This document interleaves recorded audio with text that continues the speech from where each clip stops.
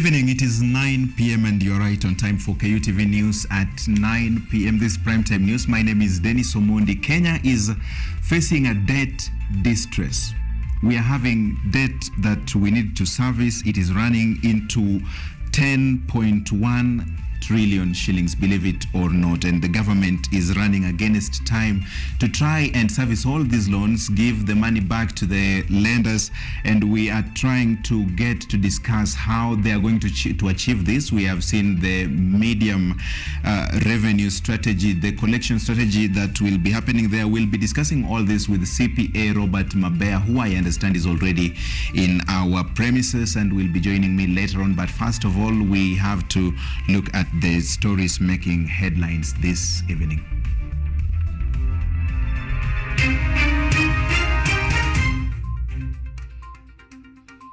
Houses and jobs. President Ruto launches the construction of 14,000 affordable housing units in Mukuru, Nairobi County.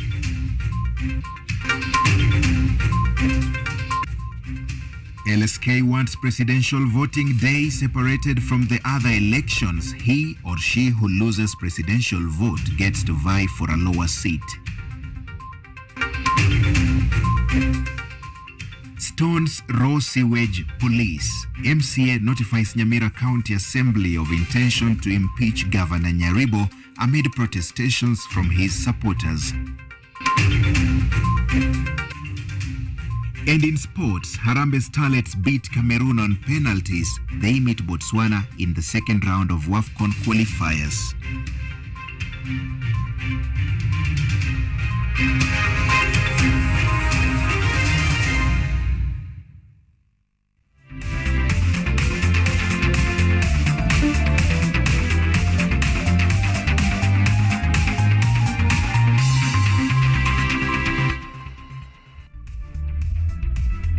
Okay, good evening and welcome to the broadcast. My sign language interpreter tonight is Mutava Mwongeli. Now, the contractor of the collapsed 10-story building in Mirema, Roysambu County has been arrested and remanded. In a statement on Tuesday, the Nairobi County government revealed that the developer was arrested, arraigned in court, and was given a cash bail of 500,000 shillings. However, he has been remanded in Nairobi West Remand Prison. Acting County Secretary Patrick Analo says that the contractor had resisted past arrest attempts. The National Construction Authority, NCA, had earlier revealed that the building collapsed due to poor structural concrete used during the construction of the building.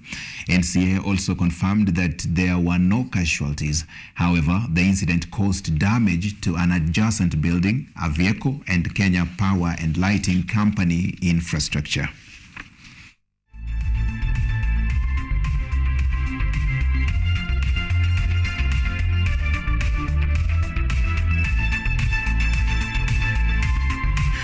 And moving on, President William Ruto has today assessed the progress of the 14,000-unit Mukuru housing project being undertaken by the national government under the Affordable Housing Project. President Ruto has maintained that the government is firm in its plan to build a country which every Kenyan can be proud of. The project is essential in provision of jobs as well as dignified housing for thousands of Mukuru residents. In line with the Affordable Housing Project, President William Ruto has today assessed the progress of a 14,000-unit Mukuru Met social housing project in Nairobi County. Ndio huyu jamaa ambaye ametupigia kura pia awe na nyumba ya shilingi 3,000 iwe yake baada ya 15-20 years. Iko makosa? Nimeambia wadosi tulizeni boli. Kenya ni yetu sisi zote. Na tutashughulika mpaka kila mtu akuwe na kipande na sehemu ya taifa letu la Kenya. According to the head of state, the Affordable Housing Project is expected to relocate over 60% of Kenyans living in the slums to dignified homes. Tuhakikisha kwamba kuna makao kwa wananchi yenye iko na heshima na mahali ambapo mwananchi wa kawaida anaweza kugharamia. Tunataka tupange hivyo ndio mtu yeyote awe na dignity ya mahali ya kuishi. Hasla ajulikane pia anaweza kuishi kwa estate. Sio lazima aende kuishi kwa kichochoro huko msituni. In regard to reducing the cost of living, which still remains a challenge for majority of Kenyans, President Ruto firmly holds that the housing project is a move to also transfer Kenyans from fertile lands, which could provide great agricultural benefits. Na vile vile tuokoe mashamba yetu ambayo tunatumia saa hizi kwa kuzalisha chakula. Watu wengi wameenda kuishi mashambani, wanakata ile mashamba, mahali ya kupanda chakula inakosekana, alafu tunahangaika na mambo ya njaa. Ni unasikia watu wengi wanapiga nduru, si ndio?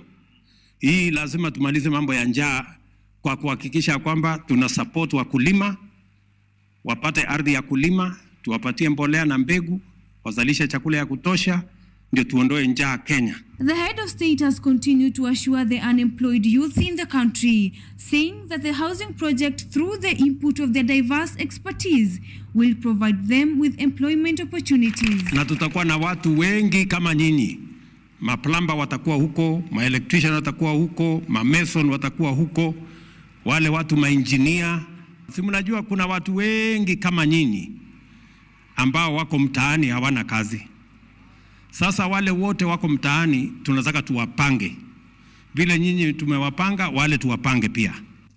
President Ruto has also pledged to ensure construction of approximately 200,000 housing units yearly, with so far 70,000 units being at advanced stages of constructions across the country. Lynette Maina, KUTV. And now, the Law Society of Kenya is proposing a two-tier general election where the presidential ballot is cast on a separate day from the remaining 5 elective seats. LSK President Eric Theuri, in his submission to the National Dialogue Committee at the Bomas of Kenya in Nairobi today, argued that the move will allow presidential poll losers to run for other seats, with the hope that this will provide reprieve and political stability after elections. A new proposal has been made before the National Dialogue Committee seeking to introduce a two-phase general election event. In a presentation by the Law Society of Kenya through its president Eric Theuri, election day for the presidential seat will be different from that of the other 5 elective seats. This, he says, will give presidential poll losers opportunity to run for the other seats, providing reprieve and political stability after elections. The proposed voting system will see presidential elections coming first at the first phase. The other elective seats will then have to wait until the president-elect is officially announced by the Independent Electoral and Boundary Commission's IEBC, after which a subsequent 5-tier general election will be conducted for governors, senators and other parliamentarians. Notably, the candidates who will have lost in the first phase of the presidential elections will still be eligible to compete for these other 5 seats. This comes hot on the heels of another proposal by Nandi Senator Samson Cherargei to have the presidential term limit increased from 5 to 7 years. LSK also wants the Finance Act 2023 taken back to Parliament for review, despite the last ruling, even as the court is scheduled to give the final verdict on the matter in November. Joseph Oyomo, KUTV. Apart from that, the Ethics and Anti-Corruption Commission has today launched its 5-year strategic plan, which is expected to act as a guide in the execution of the Commission's mandate from the year 2023 through 2028. Prime Cabinet Secretary Musalia Mudavadi presided over the event at the Kenyatta International Convention Center, KICC, where he called for collaboration from all stakeholders to enhance a corruption-free culture to enhance Kenya's economic growth. In its efforts aimed towards eradicating corruption in the country, the Ethics and Anti-Corruption Commission, EACC, launched its 5-year strategic plan for the year 2023-2028 at an event presided over by the Prime Cabinet Secretary Musalia Mudavadi at the KICC, Nairobi. According to the Commission's Chief Executive Officer Twalib Mbarak, Kenya has made progress in building resilience, strong and functioning institutions, such as the Office of the Director of Public Prosecutions, Office of the Attorney General, and a robust judiciary. However, much still needs to be done. EACC Chairperson David Oginde acknowledged achievements made by the Commission in recovering public properties. Ogide also noted the obstacles experienced in fighting corruption, with them being great, as he warned that the Commission will not tolerate corrupt leaders. What more do you want? You already have more than most Kenyans. So why are you putting your hands into the pot where all of us would like to eat from? It is greed. The Prime Cabinet Secretary highlighted on the importance of all stakeholders and citizens in working together to fight corruption, warning that there is no room for corruption in the country.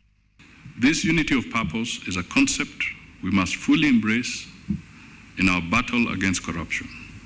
We are all stakeholders in this fight: government institutions, civil society, the private sector, and every citizen. By standing united, we send a clear message that corruption will find no refuge in our land. According to Mudavadi, the National Assembly should look into the bills presented in Parliament, as they will play a vital role in fighting corruption. Parliament should fast-track the Conflict of Interest Bill 2023. This is one particular area which has a significant impact on corruption that I am requesting the National Assembly to look into. The EACC strategic plan is anchored on the country's development agenda as outlined in various national legal and policy documents, including Vision 2030 and National Ethics and Anti-Corruption Policy. Dorothy Musyoka, KUTV. A motion to constitutionally recall Governor Amos Nyaribo has finally been tabled in Nyamira County Assembly by Esise Ward Member of County Assembly Josiah Mangera. The motion now open for debate and approval made good the threats by a cross-section of County Assembly members who had vowed to impeach the governor on a multitude of accusations, including corruption and abuse of office. Members of Parliament in Nyamira County have today tabled a motion to impeach Governor Amos Nyaribo. More than two-thirds of Nyamira County Assembly members have validated their signatures with the clerk to allow the impeachment motion to be tabled, according to Article 181 of the Constitution. Esise Ward MCA Josiah Mangera cited 9 grounds for the governor's removal from office, saying it was a public document which could be accessed for interrogation by interested members of the public. Motion given the grounds and the particulars is hereby attached. Honorable Speaker, I now wish to give a notice of motion to consider, debate and approve a motion for removal of the Governor, His Excellency Amos Nyaribo. Expounding on the motion, Minda Riechi, who is the minority county assembly leader, said the grounds for the impeachment included corruption, incompetence, violation of the constitution and abuse of office. The MCA claimed they had not been influenced by any quarters to file the motion and that their move was for the good of the county in general. It's only in Nyamira where there are no functional street lights at all. It's only in Nyamira where an ECD teacher is paid 25 million as a month as a special salary. However, Nyaribo will continue performing office functions as the Speaker of the Senate, Amason Kingi, convenes a sitting to hear charges brought up by the County Assembly for ruling. The governor shall have the right to appear and be represented before the special committee during its investigations. If at least two-thirds of all the members of the Senate vote to uphold any impeachment charge, the governor shall cease to hold the office. Anyango Sylvia, KUTV. And in a bid to improve health services in the country, the National Assembly today debated on 2 health bills that seek to digitalize health services. In motions moved by the leader of majority in the National Assembly, that is Kimani Ichung'wah, majority of the members of parliament seemed to agree that the 2 bills are set to revitalize health services across the country, although some of them raised concerns on the safety of medical data. In what seemed like unison to better access to health services across the country, the members of National Assembly held the second reading of 2 health bills today. The 2 bills, which were moved by Leader of Majority Kimani Ichung'wah, seemed to lighten the hearts of the legislatures, as most of them noted in unison the advantages of digitalizing health services. Because information will be there, and therefore we are able to discern the most prevalent diseases in this country, and also discern new diseases that are entering into the system and in the country or in the health sector, and take interventions which will actually handle them. To identify epidemics, using the occurrences or the outbreaks of diseases across the country, we can know at what point in time can we declare an epidemic. We do not have to take health personnel there. Based on the data that we are getting, we can declare epidemic and we can also declare a pandemic. However, a section of members raised concerns on the safety of data of Kenyans should the bill be implemented. They claim that data safety should be of priority, including the consent of the data owner, something that Ichung'wah assured is already included in the bill. I hope this confidentiality will be guaranteed, the data commissioner to be on top of it, Mr. Speaker. That way we'll be able to protect the information that is shared in any form or any manner in any of the institutions. It also gives Kenyans the ability to have more control over their personal data, particularly in health facilities, as they must provide consent before the collection, processing, and sharing of their personal health-related information. With this new bill, Honorable Speaker, nobody, be you a member of parliament or any Kenyan who is attended at a health sector facility anywhere within the country, should be apprehensive or afraid that their patient data will be accessed by people who have no right. Nonetheless, Kabiani Member of Parliament Mbui Robert felt uncertain on the success of the process, citing that poor and unavailable internet connection might be of hindrance. Wi-Fi. Mr. Speaker, we are talking about our dispensaries being able to send data to hospitals in the city, to hospitals at level 4, level 5. Mr. Speaker, where is this digital connection? In relation to the bill on social health insurance, which if approved will repeal NHIF, the Leader of Majority noted that if implemented into law, the bill will flush out cartels in the health sector. After the second reading, the 2 bills will be subjected to a third reading with recommendations, after which, if passed by Parliament, the 2 bills will be forwarded to the President for signing. Ruth Wanjiru, for KU TV. Okay, thank you so much, Ruth Wanjiru. Now we have 10.1 trillion shillings debt that we must pay. We have spending on recurrent, and we have to also spend on development. All this, where is the money? We look at the government's medium-term revenue strategy with CPA Robert Mabaya when we come back from this short break. Don't go too far.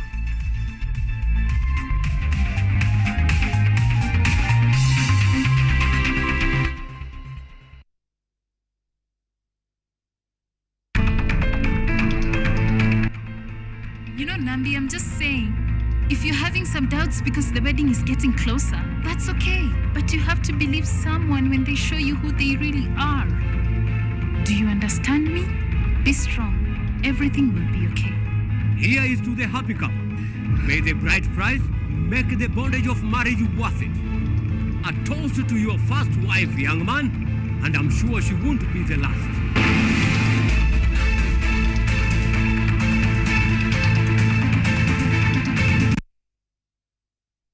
Technology, science, innovation, ICT and research. These are the ingredients upon which the solutions to the 21st century problems are founded. In a world that is rapidly changing, it's all hands on deck to ensure a balance in all fields of life.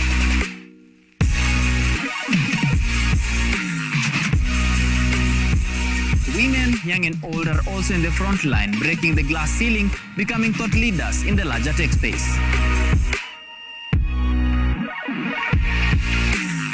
Not forgetting other societies marginalized. And when the tech Avengers come together, we inch closer to a much safer, efficient, and sustainable world. What we view as a norm in today's advanced world was just an idea, and for nostalgic reasons, we trace back the iconic days to bring you the retro tech.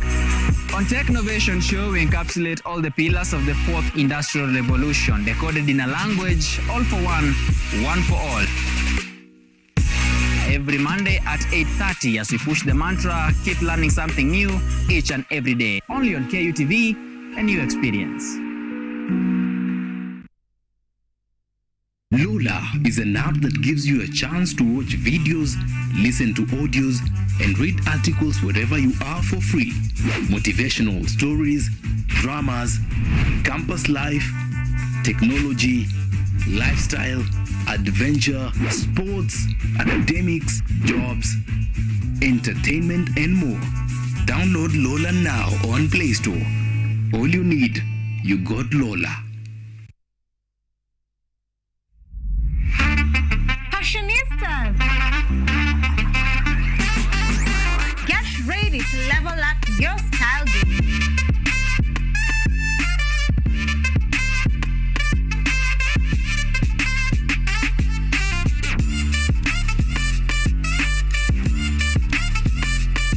Tune in to Fashion Diaries every Monday at 8 p.m. with me, Ashley Asach. From Killer Hills to split suits, we've got the trends that will make you shine. Don't be left out. Join us for a fashion-filled adventure.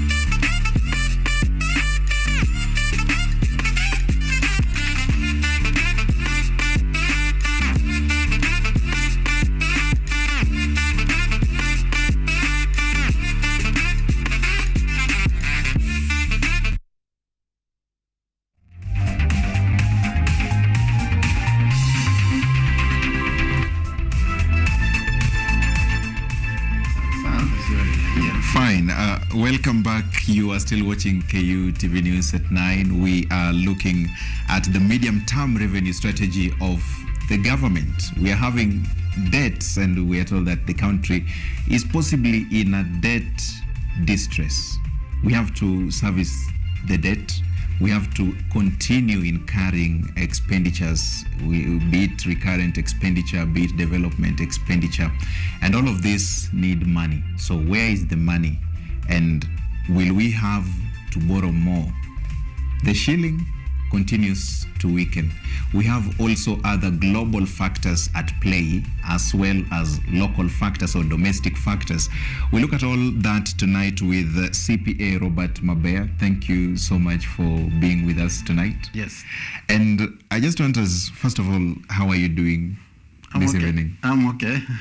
Thank you for your invitation, at least to do the public awareness of what is happening with respect to the economy as far as the government agenda in terms of development and other the current expenditure with respect to revenue generation, which again it goes to the master plan, which we have to do the midterm plan in terms of revenue generation with respect to the strategy with recommended international standards on the same.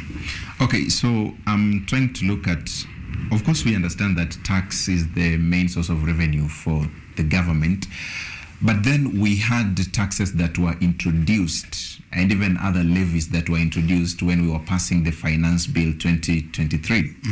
And then at that time we had a lot of push and pull, people saying government needs to make some concessions here and there. We saw, for example, the housing levy reduced from 3% to 1.5%. People still said that is not enough. And then apart from that, now we are seeing in the medium-term revenue strategy, there are even more taxes that are to be introduced. Correct. Is it fair at this point to say that, for example, as Kenya, we are overtaxed? When is a country overtaxed actually? Before we talk even as a country, we come to an individual taxpayer. When do you feel like you are being overtaxed?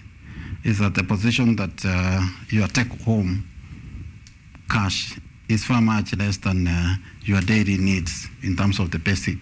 So at that point, you realize that you are not able to meet your daily basic needs. That's probably food, housing, and clothing, among other things, again, with education if you have children. So if you cannot be able to pay off these expenses, then it means something is wrong.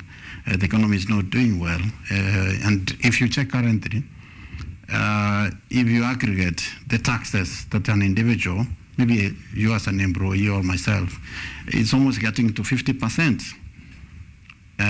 of your gross salary that you are likely to pay to the government. So you are only remaining with 50% to take home, which is absolutely very much low for your survival.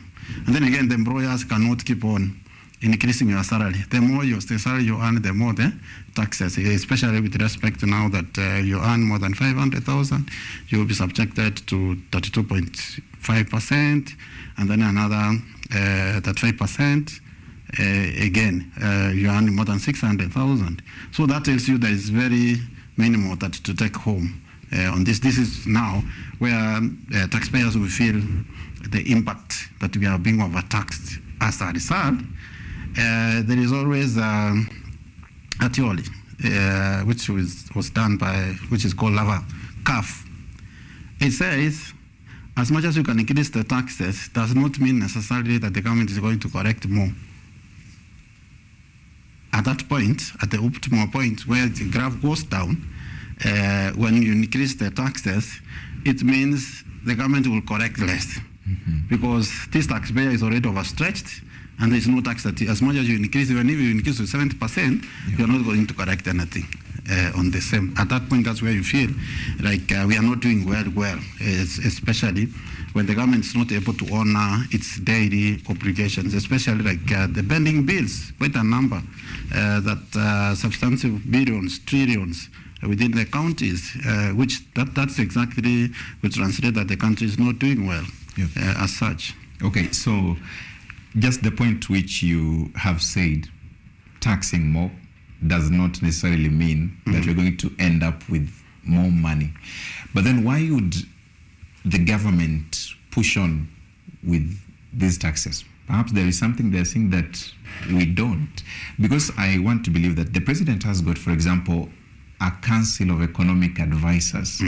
We have David Ndi there. The other day he was on X, or formerly known as Twitter, saying that he was likening what they are doing to what doctors do in a hospital, where they try to treat patients.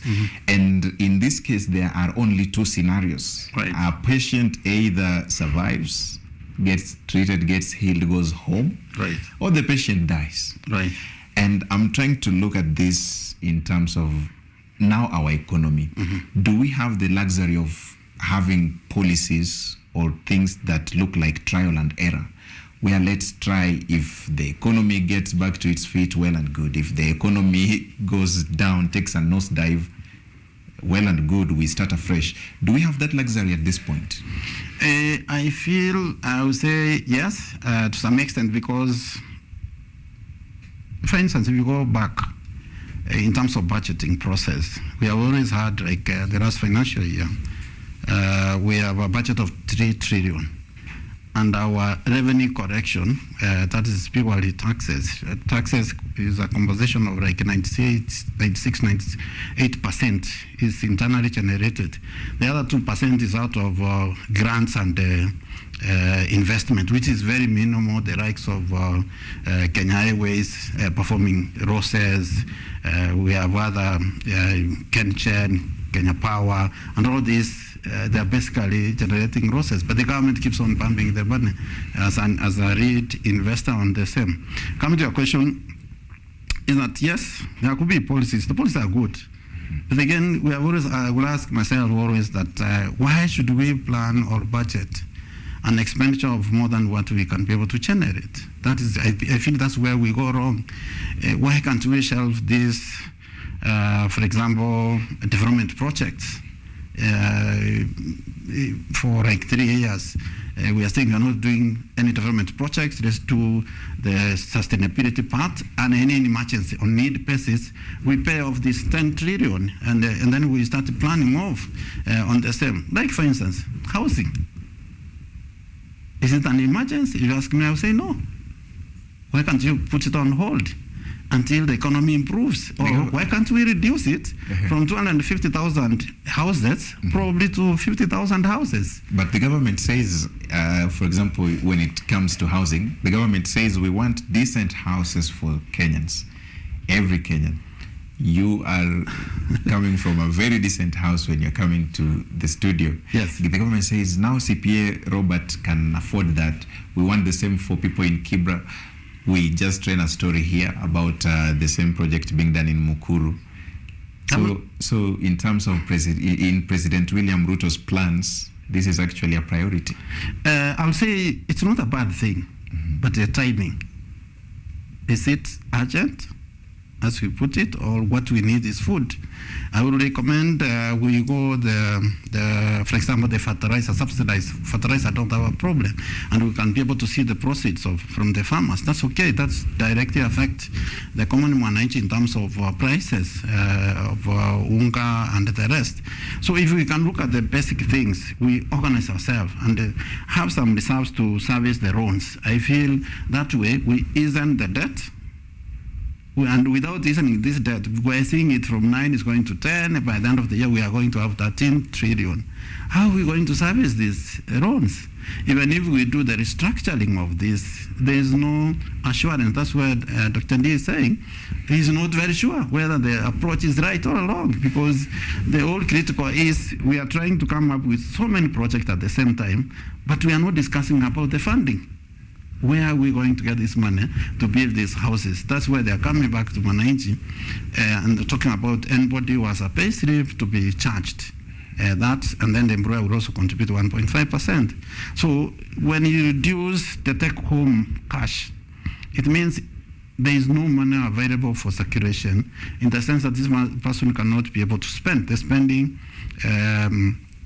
demand will go low. And as a result, it would affect Mama Mboga. If I used to buy, let's say, fruits, I'm going to consider whether I buy unga or I buy fruits. Definitely, the Mama Mboga who sells fruits, I'm not going to buy. So it means that economy will just die, and that farmer will also have a problem on the same. So if I used to, for example, to take my children to a fair school, it means I will take them to public school because I cannot be able to afford. There is a retrospective effect on any tax that is imposed on taxpayers. As I said, there is no guarantee that an increase in tax is an increase in revenue for the government, because there's a maximum that you can be able to tax. And I feel where we have reached is more of it has come to a maximum. Even if they increase, like, for example, they are coming up with other proposals to do the midterm plan. Like, for example, the income tax, of course, they are talking about reducing it from 30% to 25%. And then, again, on the VAT, they want to increase its proposal from 16% to 18%, among other taxes, as a strategy to do revenue correction with respect to the budget of 2023, 2024, up to 2026, 27. So this is where... And just on that point, you mentioned the proposal to increase the tax from VAT from 16% to 18%. Right. Remember, for example, for petroleum, it was first at 8%, then they brought it to 18%. They said we want to standardize the VAT.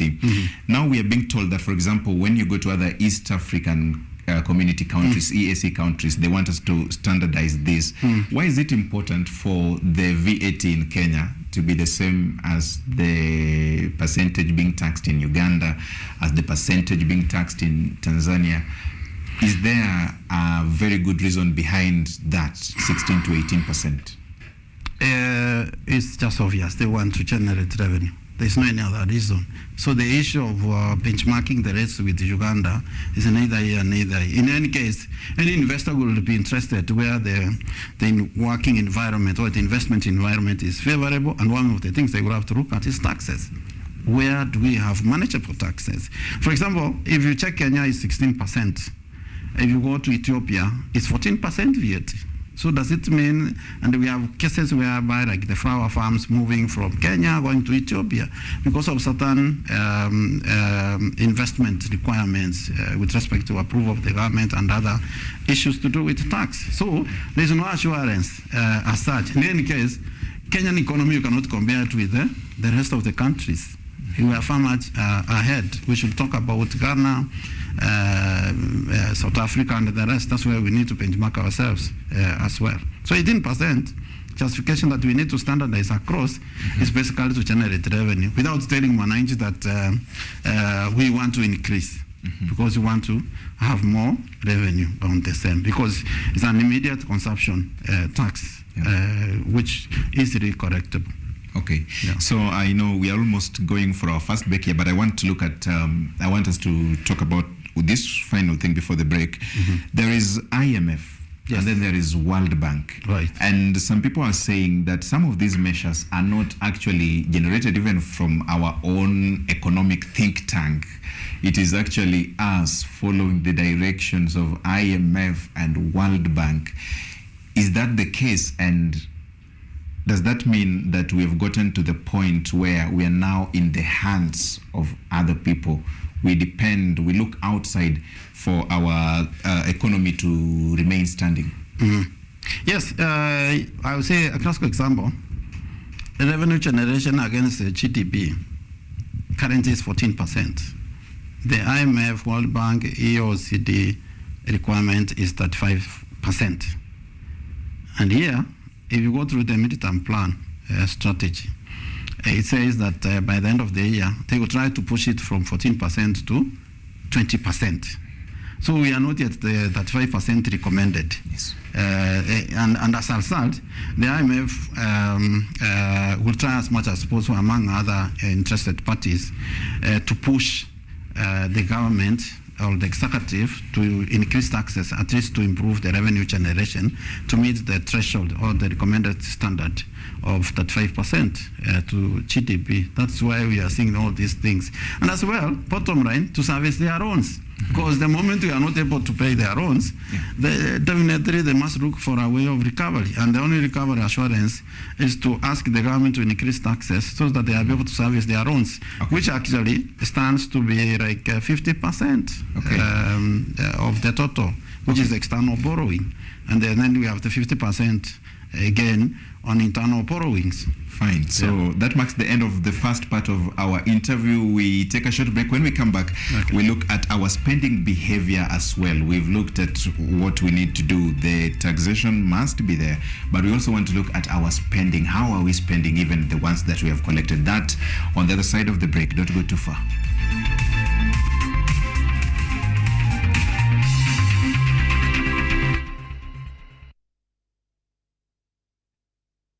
Are you an aspiring media practitioner, a graduate, or you just want to advance your skills in television production? Then welcome to Kenyatta University, where education meets innovation. KUTV, the premier university television station in Kenya, is now offering short courses in TV studio, field technical operations, and video editing. Through these courses, you will acquire hands-on skills on camera operations, media production, lighting techniques, audio-visual editing, and sound and visual control, and how to operate key equipment in modern TV control room. Enroll today at KUTV and discover your full potential in cutting-edge TV broadcasting.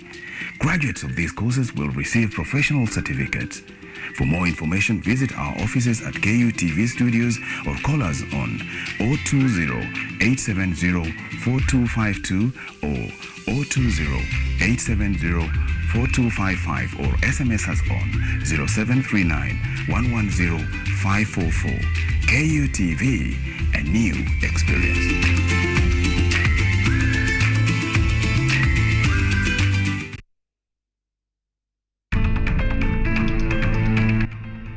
You know, Nandi, I'm just saying, If you're having some doubts because the wedding is getting closer, that's okay. But you have to believe someone when they show you who they really are.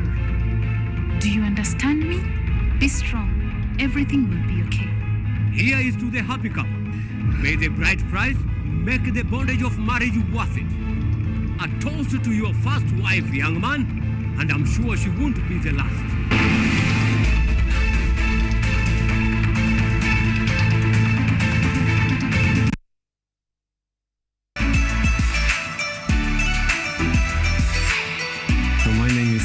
I'm Associate Professor in the Institute of Philosophy of Jagiellonian University in Krakow, Poland, and I'm the main coordinator of the Cafe project, which is being here hosted by Kenyatta University. My name is Eva Hudoba. I am a project manager in this consortium. Keep watching cutting-edge research at Kenyatta University Television.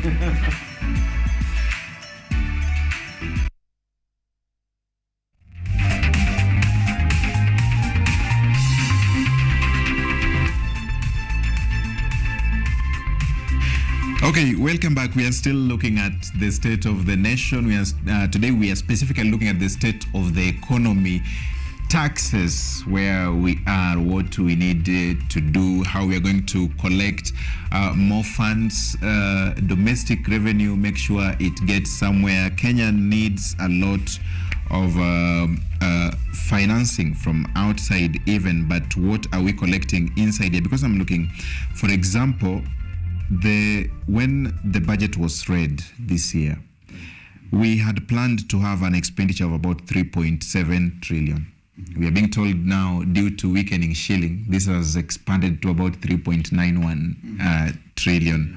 Out of this, 2.5 trillion was to go to recurrent expenditure. 713 billion was to go to development. Of course, counties were to get about 385 billion in equitable share. But you look at all this, the fiscal deficit was projected at 718 billion shillings. And out of this, 131 billion was to come from external borrowing. Yes. Again, this has gone up 241%. Correct, yeah. It is now at 448 billion shillings. We need to collect more, surely. The Kenya Revenue Authority just yesterday commissioned Kenya Revenue Service Assistants, 1,400 of them, with paramilitary training. Some people are saying these are the Kanjos for KRA. Will they be able to, will they now be the ones to help KRA collect the amount, the targets? They have been missing their targets, by the way, for a very long time. Yes, some extent they try. They manage, like the last budget. They try to, they are almost hitting the target, surpass the target. So the revenue assistance that have been taken through the military process. If you ask me, I have no reason why they were taken through a military process, because their main customers are Kenyans who are armless, who are business people, who are employees of the government, among others. So the paramilitary aspect, maybe the CSC needs to come out clear of defense, what exactly is the agenda behind this. And I have no information where a situation whereby maybe some taxpayers have decided or may decide to be a little bit rude or arrogant or armed in any way. But the bottom line is that these are employees of KRA. They have been trained on tax administration. One of the agendas is that registration of new taxpayers, that is expanding the tax base.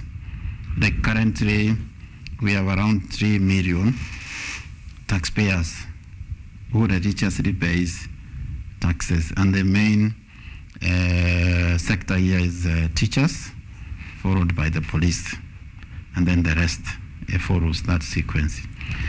At one given time, I think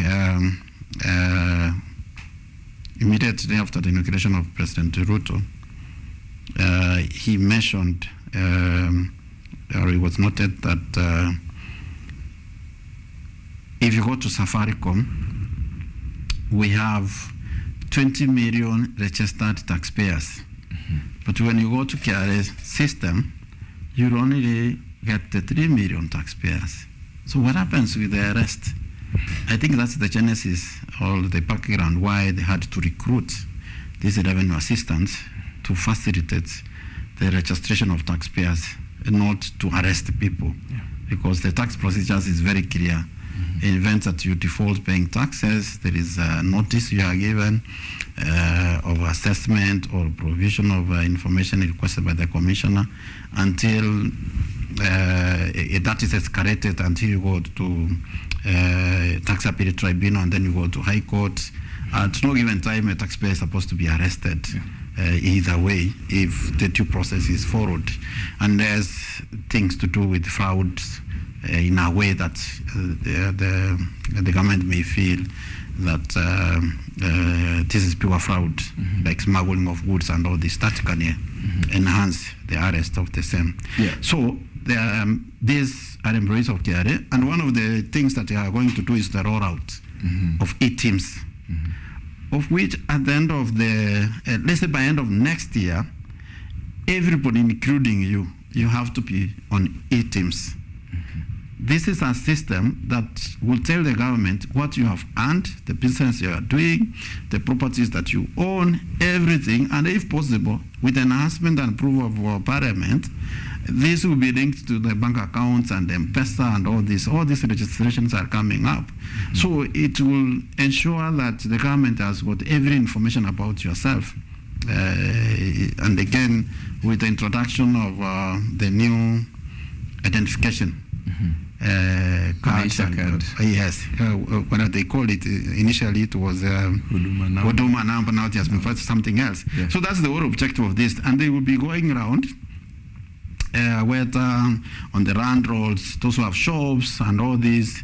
And that's what the government is coming up with a measure that after doing the mapping of all these taxpayers, they will be required to pay 1% for those companies that are making losses progressively. You report losses continuously, they will ask you to pay the 1%. The other one is through the midterm plan, they're also proposing for agricultural sector 5%. Through the cooperative, like my mama takes milk to the cooperative. The cases through their cooperative in the village. Then we have the tea sector where the farmers, growers will take the sugarcane and all this. They will be asked to pay that 5% before you get your payment. So the only way the government can be able to get these statistics is through the registration. So the main role of these tax assistants or revenue assistants is to do the registration of taxpayers and advise taxpayers on their rights and tax obligations that they need to honor from time to time. So that brings us to a question about data protection and how the government is going to use our data now. We are coming to that, but dear viewer, you are about to see these people, for example, at your premises because they're going to be on location. The government said they're going to be on location. So what these tax revenue service assistants are going to do is, number one, they are going to facilitate online registration of trading businesses. Number two, they are going to verify the taxpayer details. If your details are correct according to the government system, they are going to support compliance with TIMS, that is the Tax Invoice Management System or e-TIMS regulations, and they're going to support compliance with excise regulations as well as just collection of data.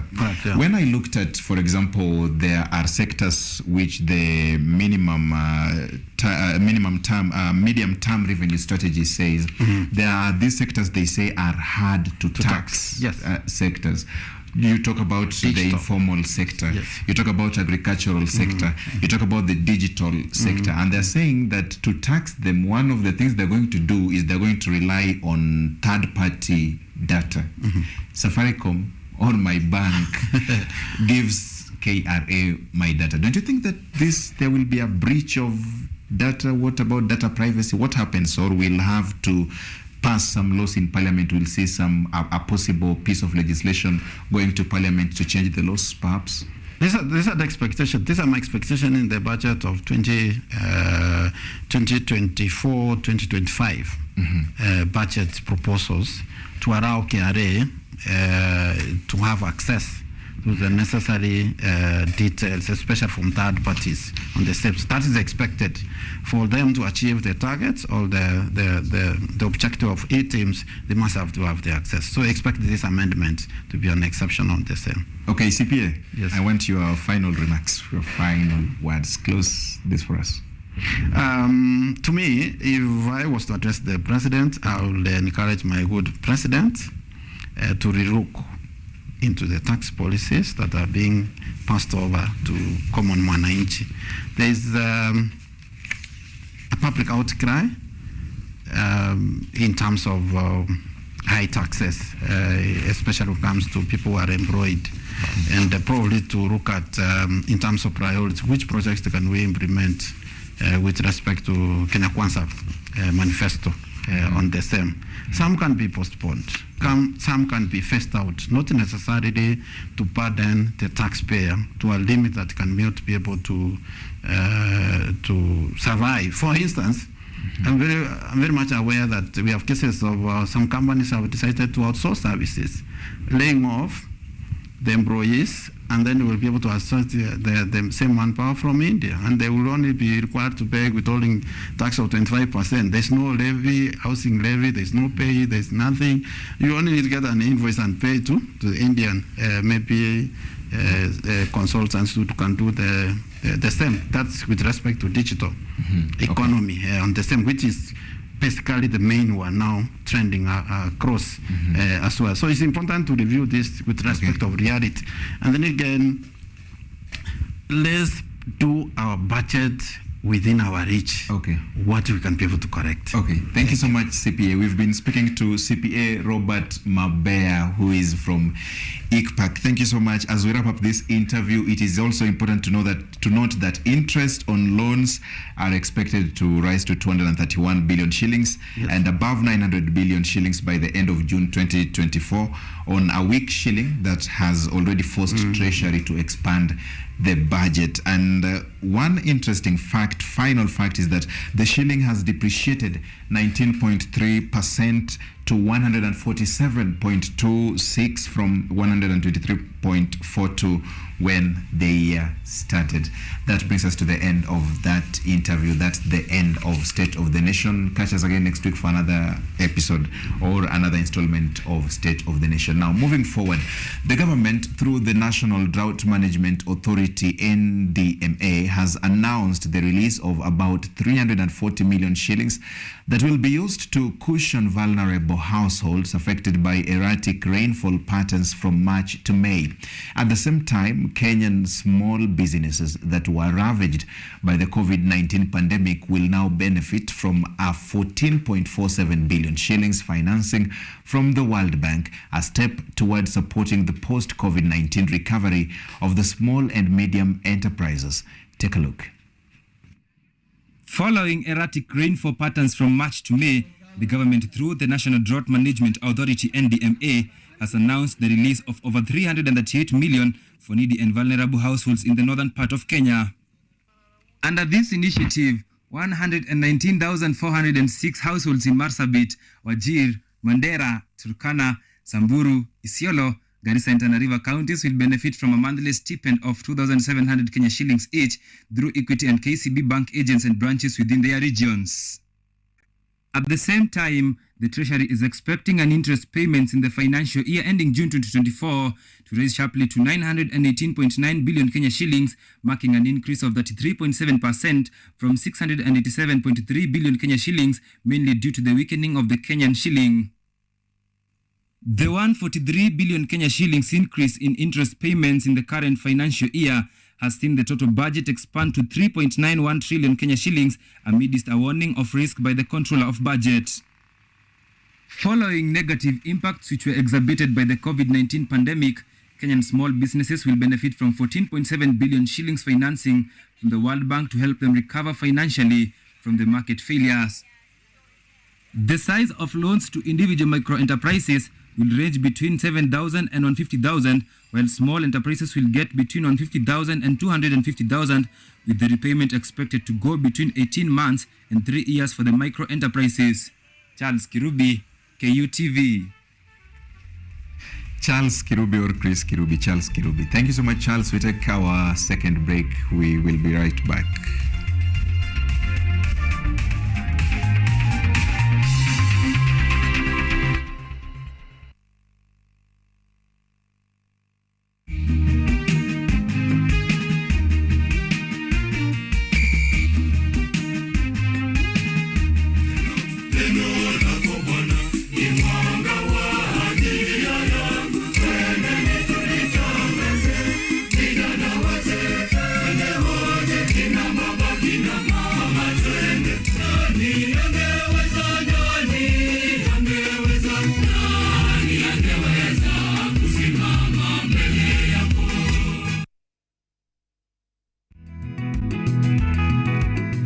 Kutoka kuwa jamii ya kuhamahama na sasa kujumuisha kilimo katika mitindo yao ya maisha. Kwenye toleo la kaunti ya Narok, hii ni Boresha Kilimo, kwani afya bora ni kilimo bora. Kwani kilimo ndicho huboresha maisha. Focus on Health is a show that creates awareness on matters health and informs you on various diseases, their causes, treatment, prevention, coping, and support. So join me, Bari Michelle, every Thursday at 7:30 p.m. only on KUTV.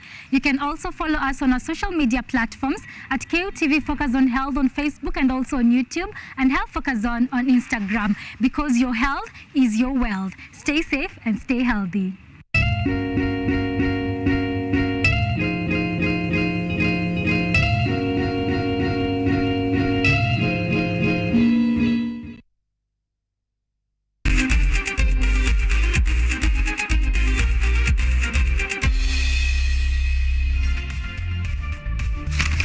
Okay, let's look at the sports before we go. Now, national women football team Harambee Starlets edged out Cameroon 4-3 on penalties to book a date with Botswana in the second round of Africa Cup of Nations qualifiers WAFCON at Nyayo Stadium.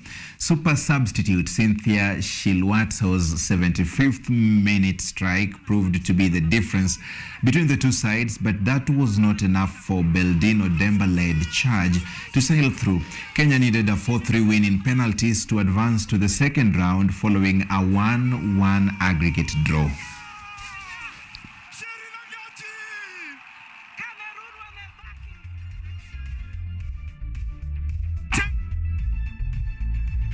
And moving on, World Athletics has released the 2024 Wonder Diamond League calendar, which is set to begin on April 20th in Xiamen on April 20th and will stretch up to September at the two-day season finale in Brussels. The 2024 calendar will feature 15 of the most prestigious one-day meetings in global track and field.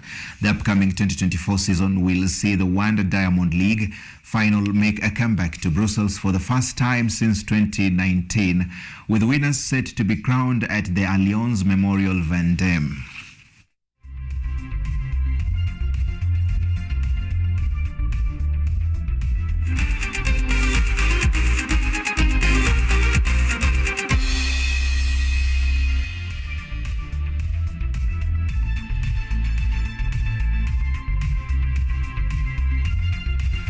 Okay, current affairs stories covered, interview done, sports news done. I think there is nothing left for me to do here. I have been in the good company of my sign language interpreter Mutava Mwongeli, and together, as well as the rest of the team that works on KUTV Primetime News, we wish you a good night. Until some other time, I don't have anything extra. Have a nice sleep.